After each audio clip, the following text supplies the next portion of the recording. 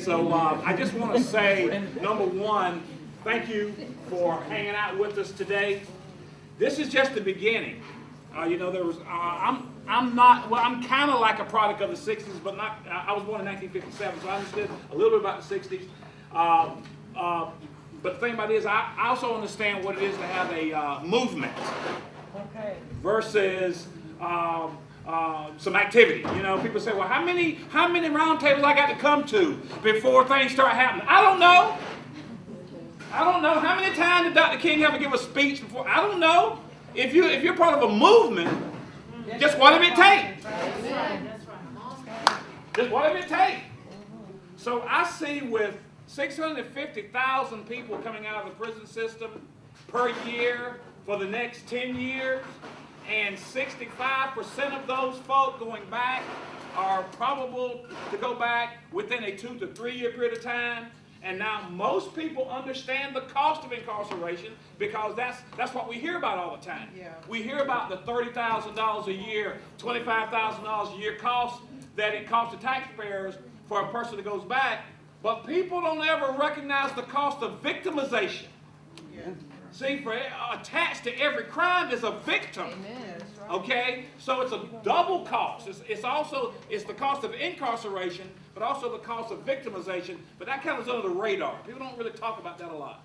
And these are our neighborhoods. These are our neighbors. These are our and in the greater sense of community, we're all hooked to this thing.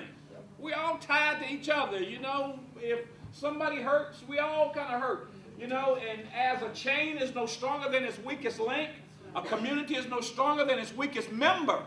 So that when somebody hurts, everybody got to say, whoa, let's wait a minute, because if they hurt, we all hurt, so let's go fix the weak link. Let's go get it strong so we all can move along together in strength and in power and do the things that we need to do.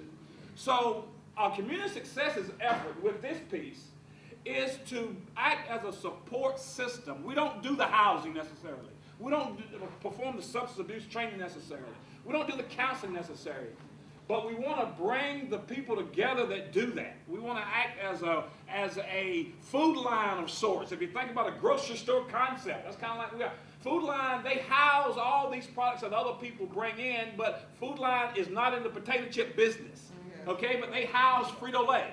They're not in the bread business, but they house the bread aisle. So if you look at us like a grocery store concept of various organizations and individuals who are committed to this movement, okay, then that's kind of what we're hoping to act as a catalyst for. Specifically, the work I do is around personal growth and development. So I act as a coach and as a friend, as a support network. We do small group coaching and individual counseling around success, which is my background in achievement. So we always kind of add that to the pot. But we're also here to act as a coordinator around connecting you to each other and to having this thing happen at a bigger level. Speaking of the legislature, we're gearing up now to go down not only in this short session, but in the longer session that comes behind that, to fight for some alternative type of options, around incarceration, to incarceration. One of the things that we'll be talking about to Garland Pierce, who's a representative out of Robeson County, my home county, who is very ex-offender friendly, by the way, and a couple of other legislators that we'll be speaking with, is that we're going to talk about having to revisit the pardon laws. We're going to have to revisit the pardon laws. Why should that be just some objective, holier than thou opinion that the governor has, that the only way you can be pardoned is that he say so? Why not have some objective criteria to say that if you do this, then just like a credit report after 7 years, that falls off. That don't even exist anymore. Okay? So those are the kinds of things that we'll be going down to the legislature talking about, as advocates for this work of ex-offender men and women. Going back into the prisons now to do some 15 principle training there that we started with Joyce, and going back now at various prisons around the state and around the area necessarily, particularly to begin the transition phase where a person has time. I was able to really refine my goals while I was incarcerated. I was able to really zero in on what I kind of wanted to do for the rest of my life, and writing and the radio show that we're getting ready to do with Sheila. That whole outline has already been written way before I met Sheila.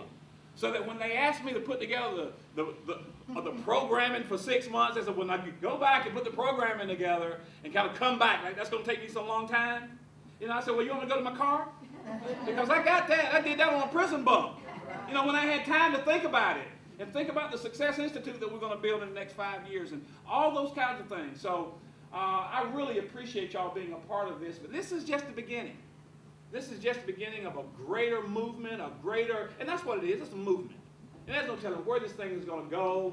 And we're just here as a support network. So feel free to give us a call, email us, talk to us, ask questions, suggestions. You know, I don't have all the answers. But we've got to make an impact in this arena, because I'm telling you, people don't understand that I call it a tsunami. The people who are getting ready to come home from prison, you ain't never seen nothing like it. And they're kind of like out in the ocean, but you don't see it yet. Yes. But when they start hitting our community's beaches, you're going to go like, oh, well, where'd you come from? Well, I've been brewing all the time, but 650,000 per year state and federal folk hitting our communities without anywhere to go. That's not necessarily a good thing. I got you. I'm gonna get this. I just feel like I cannot leave without saying this, that so much of what we're talking about is a much bigger picture effort.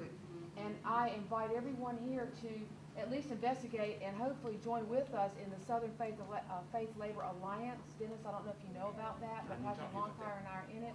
And that addresses some of the bigger issues, a lot of which are around formerly incarcerated people, because prisons are seen as economic development in this state. Yes. So the investment in the entire thinking of our state about all the tsunami, you know, people who are coming out of prison, there's a big investment in having them go right back. That's right. Because prisons are economic development. So one piece of addressing prisons as economic development, oh boy, my town's getting a prison, my county's going to get a 1,000-bed new prison, all the jobs, is that in the Southern Faith Labor Alliance, it looks at the worker justice issues and the follow-up on the dream of Dr. Martin Luther King, because so much of what happens to perpetuate the system is that people cannot make a living wage.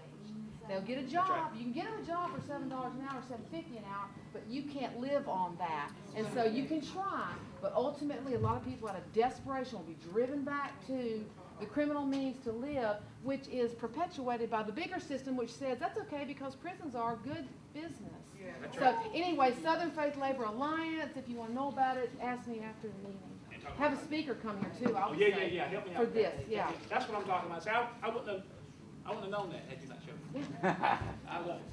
Yes. And the key thing when you was talking about releasing to our community, actually, I shouldn't have been released here at Raleigh because I wasn't from this Raleigh area. I was really from Greensboro. But they released me here in Raleigh, not knowing anybody, and ended up being a researcher. I got in touch with Matthew House. And I ended up, when I got out from the 6-month halfway house, they had a place for me set up before my children came to Raleigh. They set me up in a place, furniture, paid my rent, food, and so if I hadn't had that network, maybe I would, even though I had a strong base church, religious background, but it might have pushed me without working or whatever could push me into maybe find another financial backer, you know, a male, you know, or do, you know, whatever I necessarily need to do to get what I need to do for my children. But Matthew House, I am a product of Matthew House, that's what I forgot to say. And if they hadn't been in place, no, I could have ended up in a shelter, you know, wherever, you know, so I just wanted to say that. All right.